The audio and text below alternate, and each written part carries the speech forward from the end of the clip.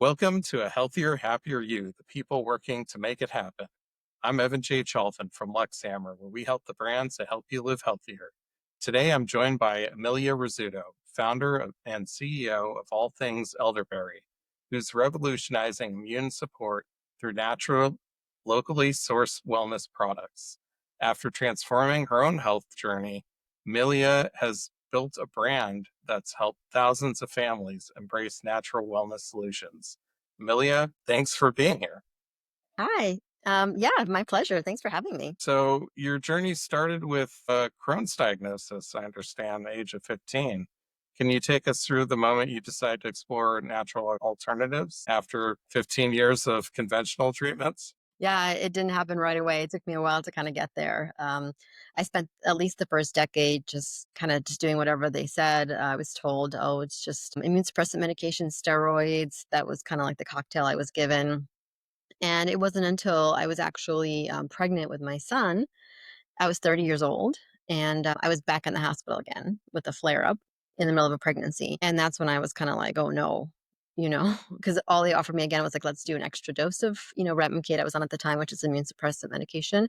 And we'll throw in some steroids and, this should calm this one down and just go from there.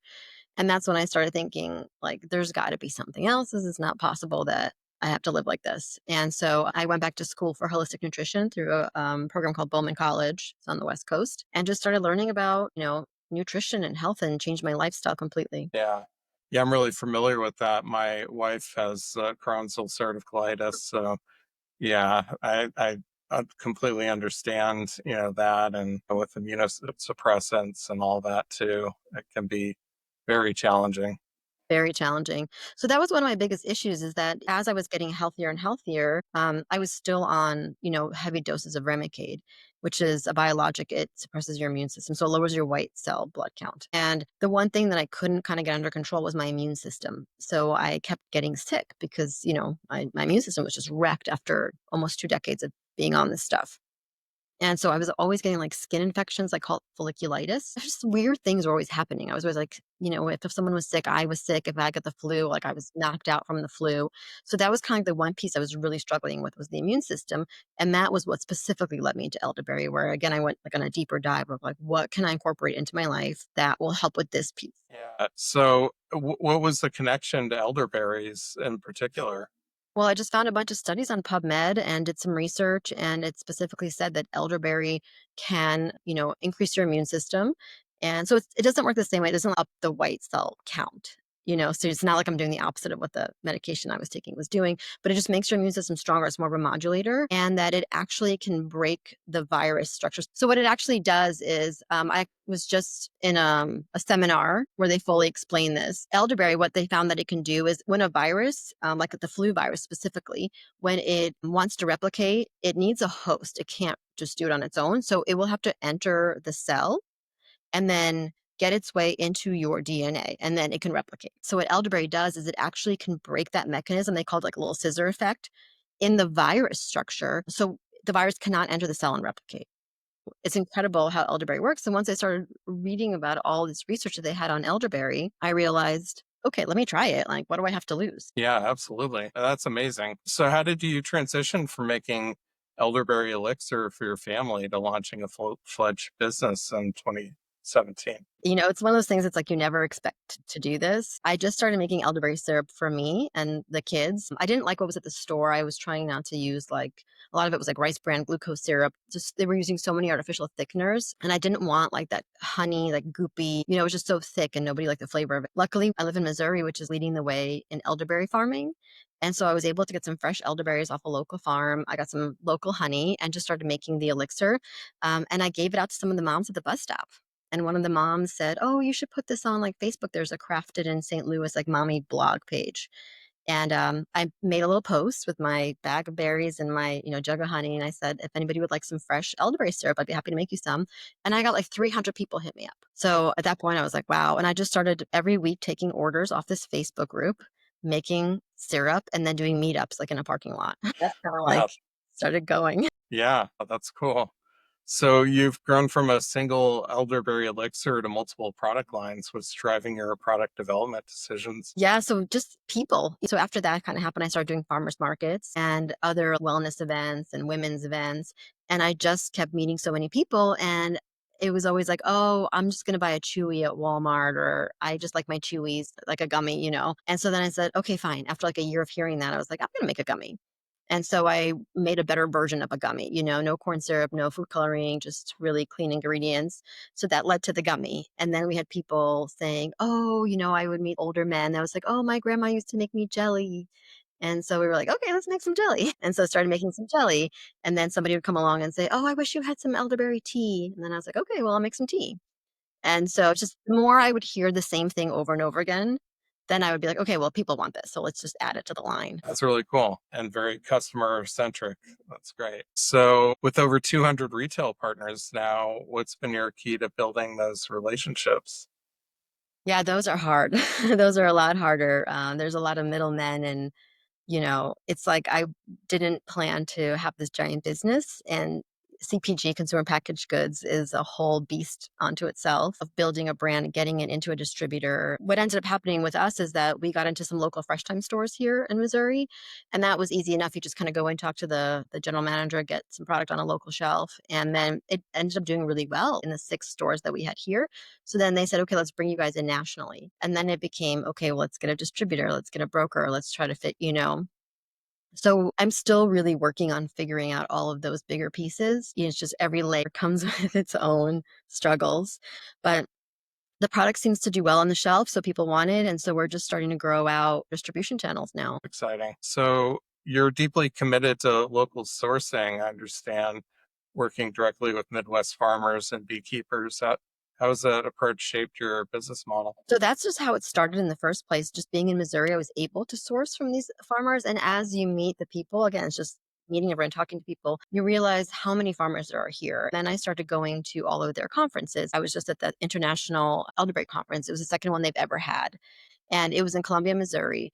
And going there, what I learned is that in America, we're not really leading the way in elderberry. Elderberry is really known for being Eastern European, or even China's growing a ton of elderberry. In this country, it's a newer crop, and they're really trying to build up this industry. It's a great way for farmers to convert into better farming, like old dairy farms. This is a great option for them. So, in order for them to be able to invest the money and, clean up their land and grow these organically, they need people to sell to.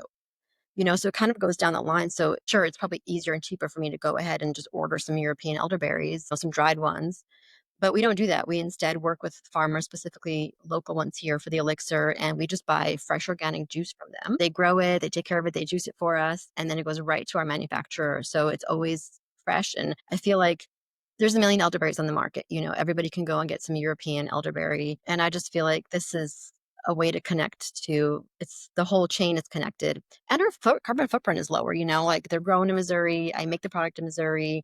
My distribution is in Missouri. So it's really all kind of right here. Yeah, that's really cool. So, who's your ideal customer and how's that evolved since you started? It's majorly evolved because at first I thought it was just going to be moms, because I was a mom and I needed it for my kids and myself. And so just was moms.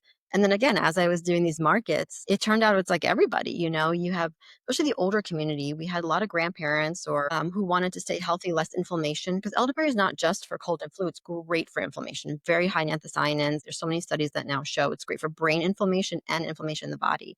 So we have the older community. They also hang out with their grandkids a lot and they don't want to get sick from their grandkids. And now the younger community is coming in where they're learning about this plant and they're into all kinds of health and wellness and biohacking. So I've just been noticing that elderberry could be for really anybody. Yeah, absolutely.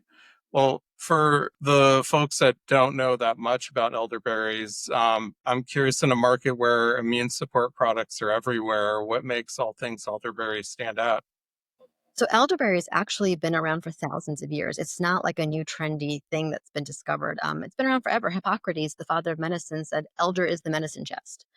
In ancient times, they used this plant for pretty much everything. Nowadays, we kind of lost all that wisdom. And so it went to being like only cold and flu. But the studies are now showing that it can cross the blood brain barrier and it can help lower inflammation in the brain, which can help, reduce the possibility of getting Alzheimer's and dementia later on in life. It helps with joint health. It helps with heart health, even weight loss. There was a huge study just recently that it helps with weight loss. So I think that with All Things Elderberry, when you buy our elixir, you're getting that fresh juice. It's not oxidizing. It's not traveling far. It's just the freshest you can possibly get. There's been so much data and so much research that shows that it's just so good for your entire system, for the whole family. It's amazing. Absolutely. Well, looking back at your journey from personal wellness to running a growing company, what would you tell yourself from 5 years ago? I would say maybe to surround myself with people who have done the CPG thing before, just to not make as many mistakes maybe as I made along the way. But I love the whole process, and I feel like walking that like kind of line and that lifestyle has just made me healthier in general. I went from struggling with my health to,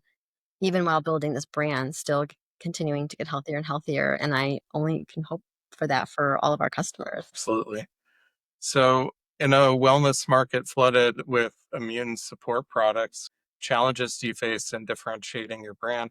We're not well known. We're not Gaia. We're not like the well-known brands that have been around forever. We're a small brand out of the Midwest. And, it's just getting the brand awareness out there, letting people know, hey, we're here. Yes, we're small. Yes, we're sourcing locally. We're small batch making. We're still figuring out our distribution, but, we'll ship it nationally. We'll ship it to your door. We're here. Yeah, definitely. So, raising awareness is a key part of it, clearly.